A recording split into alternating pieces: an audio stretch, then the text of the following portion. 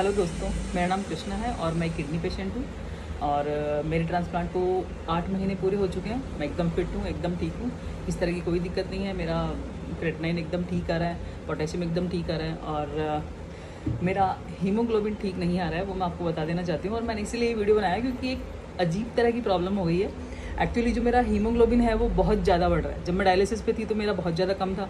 मुझे हर डायलिसिस पे तो नहीं, बट आप ये कह सकते हो कि महीने में दो या तीन बार मुझे ईपीओ जो इंजेक्शन होता है ब्लड के लिए वो लगवाना पड़ता था। और ये करीब मेरे साथ 4 से 5 साल चला। 4 साल तो आप मानो, क्योंकि 1 साल मैंने कम लगवाए पर 4 साल तो मैंने रेगुलर ईपीओ लगवाए, मतलब जब मेरे डायलिसिस चल रहे थे तो तब मेरा ब्लड बढ़ नहीं रहा था। और अब ट्रांसप्लांट के जस्ट बाद से मेरे साथ बिल्कुल उल्टा हो गया है। उल्टा ये कि मेरा हीमोग्लोबिन बहुत तेज़ी से बढ़ रहा है, और बहुत तेज़ी से भी, बहुत थोड़ा नहीं। मैं आपको बता दूं कि मेरा हीमोग्लोबिन करीब 19 के आसपास पहुंच जाता है और फिर उसको मुझे डिस्कार्ड करवाना पड़ता है। तो ये समझ लो कि ये प्रॉब्लम मेरे साथ हो रही है। जैसे मेरा ट्रांसप्लांट हुआ उसके करीब 1 महीने बाद ही, आप समझ लीजिए महीना कंप्लीट हुआ था, उसके साथ साथ ही जब मेरी 1 महीने की जो रिपोर्ट आई, तो वैसे तो रिपोर्ट्स आपको पता है कि वीक टू वीक होती है, तो उसमें थोड़ा बढ़ ही रहा था। बट 1 महीने की जो रिपोर्ट थी, जो 4th रिपोर्ट थी, उसके अंदर जो मेरा हीमोग्लोबिन था वो 19 के आसपास आ गया था।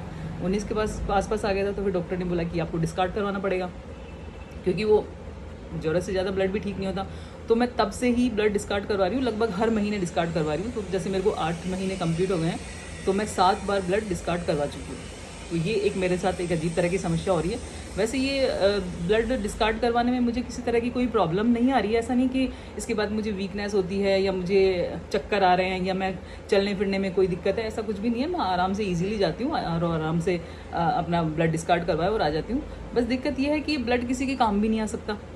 कि अगर मान लो ये डोनेट हो रहा होता, किसी के काम आ रहा होता, तो एक मुझे भी थोड़ा अच्छा लगता कि चलो मेरा ब्लड किसी के काम आ रहा है। बट ये किसी के भी काम नहीं आ रहा है, ये सिर्फ निकाला और फेंक दिया, वो वाली चीज़ हो रही है। तो ये एक अजीब तरह की मेरे साथ प्रॉब्लम हो रही है। शायद ये हो सकता है आप लोगों में से भी किसी को हो तो प्लीज़ ज़रूर कमेंट करके बताना।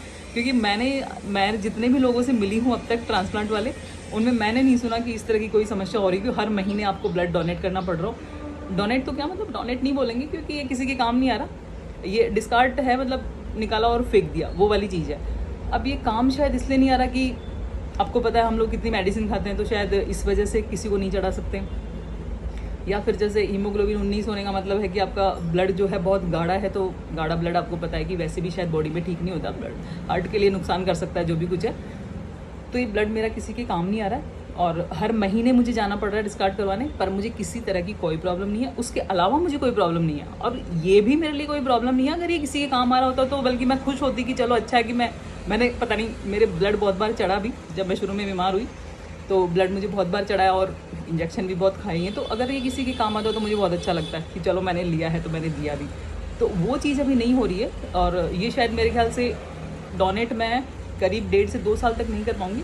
लेकिन जब मेरे ट्रांसप्लांट को 1.5-2 साल हो जाएंगे और उसके बाद अगर ऐसा होता है तो वो मेरा ब्लड काम में आ सकता है, तो मतलब वो डोनेट हो सकता है। तो मैं जल्दी से वेट कर रही हूँ कि जल्दी से 1.5 से 2 साल हो जाए और मेरा ब्लड मैं डोनेट कर सकूँ, बजरा मतलब इसको डिस्कार्ड करने की जगह डोनेट कर सकूँ, तो मुझे ज़्यादा अच्छा लगेगा। बाकी ये जो समस्या है, ये डॉक्टर ने बोला है कि जैसे जैसे आपकी बॉडी रिकवर करेगी, आपकी किडनी बॉडी में सेट होगी, तो ये धीरे धीरे ये प्रॉब्लम ठीक हो जाएगी। अब कितना टाइम लगेगा ये तो डॉक्टर ने मुझे नहीं बताया कि इतना टाइम लगेगा, इतने टाइम में ठीक हो जाएगी, अभी कुछ पता नहीं है। और मेरे को मेडिसिन भी चल रही है इसकी। मेडिसिन मुझे अगले महीने, मतलब मेरे को 1 महीना कंप्लीट हुआ था तभी से चल रही है, बट मुझे ऐसा कुछ खास रिजल्ट मतलब मुझे मिला नहीं है। और उसके अलावा ये इस तरह से जो ब्लड बढ़ता है उसको रोकने के लिए शायद जो बीपी की जो दवा चलती है उसमें भी ऐसा कुछ होता है कि उसको अगर आप लेंगे तो उससे भी आपका ब्लड कंट्रोल हो सकता है। लेकिन आपको मैं सच बताऊं तो मेरा जब से ट्रांसप्लांट हुआ है मेरा बीपी एकदम कांस्टेंट, मतलब एकदम ठीक चल रहा है।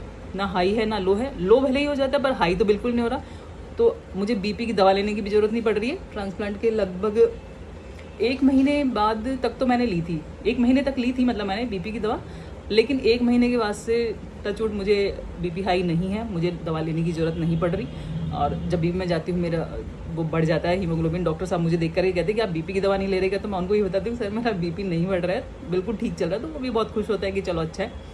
तो एक वो है जो कंट्रोल कर सकता है, एक दवा और है वो भी मैं ले रही हूँ, बट मेरा ये कंट्रोल नहीं हो रहा है। मेरा वो ही मतलब फ्लो वही है कि जब मैं डोनेट करके आती हूँ तब मेरी रिपोर्ट होती है तो मेरा आता है 16 या 17 के आसपास, डोनेट करने के बाद, डिस्कार्ड करने के बाद, सॉरी डोनेट नहीं।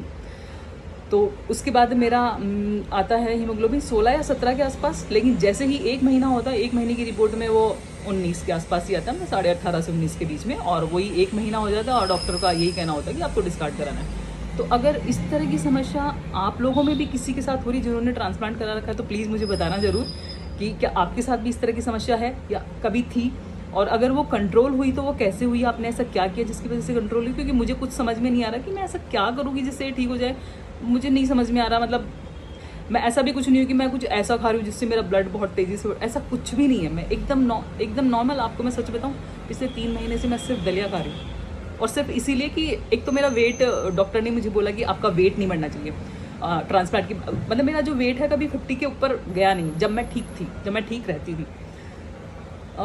जब मैं डायलिसिस पे आई तो मैं बहुत ज़्यादा वीक हो गई थी, तब मैं 40 के आसपास ही चली गई थी, मतलब मेरा 10 kg बिल्कुल नीचे चला गया था जब शुरू में मेरा डायलिसिस स्टार्ट हुए। फिर धीरे धीरे मैं ठीक हुई। मेरा डायलिसिस 5 साल चले, मैं आपको बता दूँ। तो जब फिर मेरे डायलिसिस जब चले तो धीरे धीरे करीब 2 साल में मेरा वेट बढ़ना शुरू हुआ, थोड़ा थोड़ा, और करीब 5 सालों में जब मैं ट्रांसप्लांट पे गई थी, उस दिन सेम डे का जो मेरा वेट था वो 55 kg था। जिस दिन मेरे को ट्रांसप्लांट होना था उस दिन का मैं वेट बता रही हूँ। और फर्स्ट डे जो डायलिसिस पे मैं गई तो मेरा वेट था करीब 40 से 44 के बीच, मैं इतनी ज़्यादा मतलब हो गई थी, और मेरा नॉर्मल रहता था 50, जब मैं ठीक थी, बिल्कुल फिट थी, तब मैं 50 के ऊपर नहीं जाता था मेरा वेट। तो वेट बढ़ गया था, तो इस वजह से मुझे डॉक्टर ने बोला था कि आपको अपना वेट जो है कंट्रोल रखना है। तो मैं करीब 3 मंथ से मैं दलिया खा रही हूँ, लेकिन मैं दलिया खा रही हूँ, और ऐसा नहीं सिर्फ दलिया खा रही हूँ, उसके अलावा जैसे दिन में कुछ छाछ वगैरह ले ली, दही ले लिया, छाछ और दही मैं ले सकती हूँ ताज़ा बना हुआ। अगर आप लोग हों तो प्लीज़ आप लें तो बिल्कुल ताज़ा लें, पुराना नहीं लेना है, क्योंकि अभी ज़्यादा पुराना खाना नहीं है। दलिया के साथ मैं सब्जी पूरी अच्छे से प्रॉपर लेती हूँ, जो भी सब्जी बनाती हूँ मतलब वो मैं लेती हूँ, वैसे नहीं कि सिर्फ मैंने दलिया खाया और बस ठीक है। मैं सब्जी प्रॉपर लेती हूँ, मुझे 1 कटोरी लेनी है या मुझे 2 कटोरी लेनी है, जितना भी मुझे खाना है उतना खा रही हूँ। तो मेरा वेट उससे काफ़ी मतलब कंट्रोल हो गया। अभी मेरा वेट है 53 kg, 63 से 53 पे आ गई हूँ, मैंने 10 kg मैंने कम कर लिया, और मतलब मैं ठीक हो गई हूँ, मतलब मैं अच्छी खासी मतलब हो गई थी मोटी, अच्छी खासी चबी। तो लेकिन उससे भी मेरे हीमोग्लोबिन पे कुछ फ़र्क नहीं पड़ा है, मेरा एज इट इज चल रहा है हीमोग्लोबिन। तो ऐसा नहीं कि आप कुछ खा रहे हो इसलिए बढ़ रहा है। तो अगर आपके किसी के साथ हो रहा है तो ऐसा आप बिल्कुल भी दिमाग में मतलब नहीं कि आपके खाने से हो रहा है, आपके खाने से बिल्कुल नहीं हो रहा है। डॉक्टर से जब मैंने पूछा तो उन्होंने मुझे बोला कि मतलब 20% केसेस में ऐसा हो सकता है। तो 20% केसेस में मैं हूँ, और आप में से भी कोई है, अभी है या कभी रहा है, तो प्लीज़ मुझे कमेंट करके ज़रूर बताना। और आपके पास इसका अगर कोई सॉल्यूशन है तो प्लीज़ मुझे ज़रूर बताना, क्योंकि मैं चाहती हूँ कि वैसा नहीं बढ़ रहा है, जब डोनेट होने लग जाए, किसी काम आने लग जाए तो कोई दिक्कत नहीं, तब बढ़ता रहे। मैं हर महीने देने के लिए तैयार हूँ, कोई बात नहीं, कोई बात क्या नहीं, मतलब मेरे लिए तो खुशी की बात है कि मेरा ब्लड किसी के काम आ रहा है, बहुत अच्छा लगेगा मुझे ऐसा होता है तो।